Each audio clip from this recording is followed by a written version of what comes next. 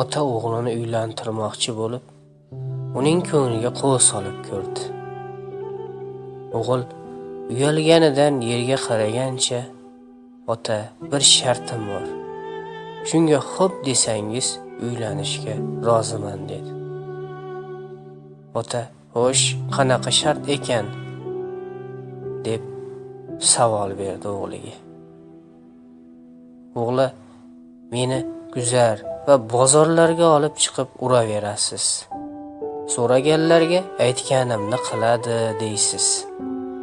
Men esa munosib kelinni o'zim tanlab olaman. Ota, kelishilgandek guzar, bozor va boshqa joylarda o'g'lanimni qiladi deb javob berdi.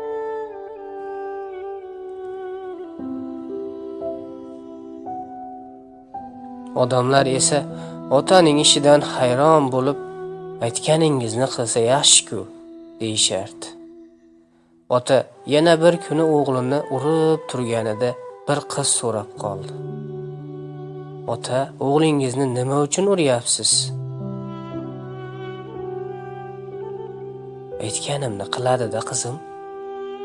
O'zi bilib qilguncha uravering, dedi qiz. Shunda o'g'il, ota, mana shu qizga uylanaman, dedi. Xulosa azizlar, birovning ko'rsatmasi bilan ish qiladigan, aqlini ishlatib biror narsa qila olmaydigan odam hayotda hech narsaga erisha olmaydi. Shu bois har bir rahbar, xonadon sohibi va farzandlar birovning aytishini kutmasdan o'z aqlini ishlatib ish yuritadigan bo'lsa, bunday insonlarni xalqqa, vatanga katta yordami tegardi. Shuning uchun o'zingizni ishingizni bilib qilib yuravering.